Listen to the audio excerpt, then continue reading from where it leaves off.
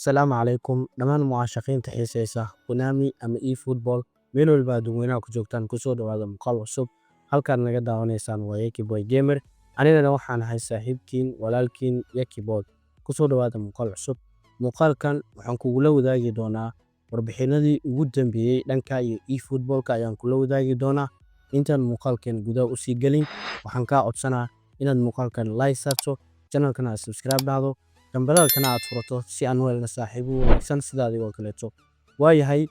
maantay codsi ayaan wataa codsigiigana waxaa waaye youtube-keena saa halkaan ugu jeedaanba wuxuu sii marayaa intaan oo subscriber sanadka cusub inta la gaarin ama sanadka cusub waxaa rabaa inaa u dabaaldego 3,000 oo subscriber waxaan kaa codsanaa haddii aadan weli subscribe ii saarin in aad subscribe ii saarto si markaasi sanadka cusub aan ugu dabaaldegno 3,000 oo subscriber ka badan xitaa inaa gaarin waa iska jeclaan lahaa inta sanadka cusub la gaarin laakiin hadda saddexdaas ina gaarsiiya aad iyo aad ayaa u mahadsantiin muuqaalkeen haddaan gudaha u sii galno saa u jeedaan qaybtan isbisheelka sanduuqan yar ee saaran waxaa ku qoran 1 bisha 1 ee 2025 ilaa iyo 3 ayaa ku qoran ama 1 January ilaa iyo 3 January ayaa ku qoran sanduuqan waxaa la sheegay inuu ku jiro IBGIS iyo Showtime 10 tuurasho ah 10kaas tuurasho ah ku tuuranaysid IBGIS iyo Showtime haddaba dadka badankooda waxa ay ku wareersan yihiin Showtime-ka la keeni doono maxaa waaye ama IBGIS-ka la keeni doonana maxaa waaye aniga ayaa kula wadaagi doono qaybtan kaleetana IBGIS-kana waxaa la keeni doonaa sanadka cusub dabaaldegga sanadka cusub waaye New Year 2025 ama sanadka cusub dabaaldegeeda ayaa la keeni doonaa waxaan u horeeyo ninka la yiraahdo Bell ratingkooda waa isla arki doonaa Shashango iyo rag badan ayaa ku jiro aan ku bilaabeynaa ninka la yiraahdo Bell waa double booster waxaa lagu soo dhigi doonaa sidii Lazy oo kale wuxuuna gaari doonaa 107 ilaa iyo 108 ayuu gaari doonaa ratingkiisa caadiga ahna markaa isla fiirino 88 ayuu ku bilaaban doonaa Bell tradingka caadiga ah markaa siisana 102 ayuu gaari doonaa Buster markaa ugu dartana 106 107 ilaa iyo 108 inuu gaaraa laga yaabaa ninkan Casilas dhiiraayo waa double Buster markaa ka dhigto wuxuu gaarayaa 105 ilaa 106 adi meelahaas ayuu gaarayaa ratingkiisa caadiga ah markaa isla fiirinina ninkan waa 86 ayuu ku bilaaban doonaa Bursiya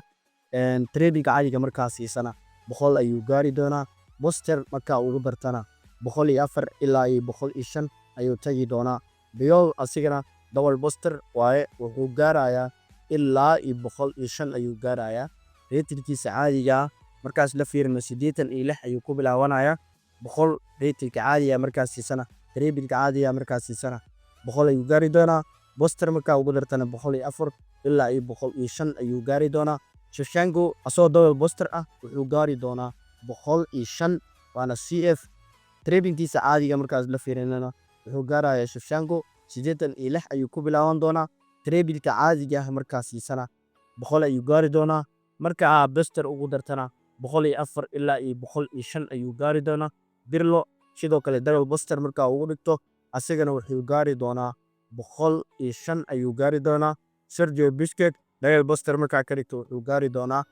105 tradingkiisa caadiga ama ratingkiisa markaas la fiirino ratingkiisa markaas la fiirino 86 ayuu ku bilaaban doonaa marka tradingka caadiga siisana 100 ayuu gaari doonaa marka tradingka Buster ugu dartana 104 ilaa iyo 105 ayuu gaari doonaa waxa kale ku xogo Cafu double Buster RB wuxuu gaari doonaa 105 tradingkiisa caadiga markaas la fiirinana wuxuu gaarayaa 85 ayuu ku bilaaban doonaa tradingka caadiga markaas siisana ama ratingkiisa tradingka caadiga markaas siisana wuxuu gaarayaa 99 waana markaasi Buster siisana wuxuu gaarayaa 103 Jordi Alba asigana sidoo kale 104 ayuu gaari doonaa double Buster markaa ka dhigto sidoo kale Jordi Alba tradingkiisa caadiga ama ratingkiisa haddii la fiirino ratingkiisa wuxuu ku bilaaban doonaa 85 99 ayuu gaari doonaa ilaa iyo 103 ilaa iyo 104 ayuu gaari doonaa sidoo kale Roberto Baggio wuxuu gaarayaa asoo double Buster 104 ratingkiisa caadiga ahna saa hadda shaashada ugu jeedaan 85 ilaa 99 ilaa 103 ayuu gaari doonaa. Ninka kaleetana sidoo kale 85 ayuu ku bilaaban doonaa. 99 ilaa 103 ayuu gaari doonaa. Markaad booster ka dhigto sidoo kale ninkan 84 ayuu ku bilaaban doonaa. 98 ilaa 102 markaad double booster ka dhigto uu gaari doonaa ilaa 102. ninka kaleeto oo la yiraahdo Roberto asigana 84 ayuu ku bilaaban doonaa. 98 tradingka caadiga markaa siiso markaa double booster ka dhigtana 102 ilaa 103 ayuu gaari doonaa. Fiore markaa double booster ka dhigta asigana wuxuu gaari doonaa 103 ilaa 104 ayuu gaari doonaa. Manta IBGska markaas ugu gudubno sidoo kale Showtime markaas la keeni doonana waa saddexdan rag oo halkan ugu jeedaan oo u horeeyo Darwin Nunes. saddexdan waa la keeni doonaa sanadka cusub. intaas ayaan idinla jeclaystay inaan markaas idinla wadaago. fadlan haddii aad muuqaalka dhammaadkiisa aad nala soo gaarteen maxaa diidaya inaad muuqaalkan like saarto, channelkana aad subscribe dhahdo, dambalelkana aad furato.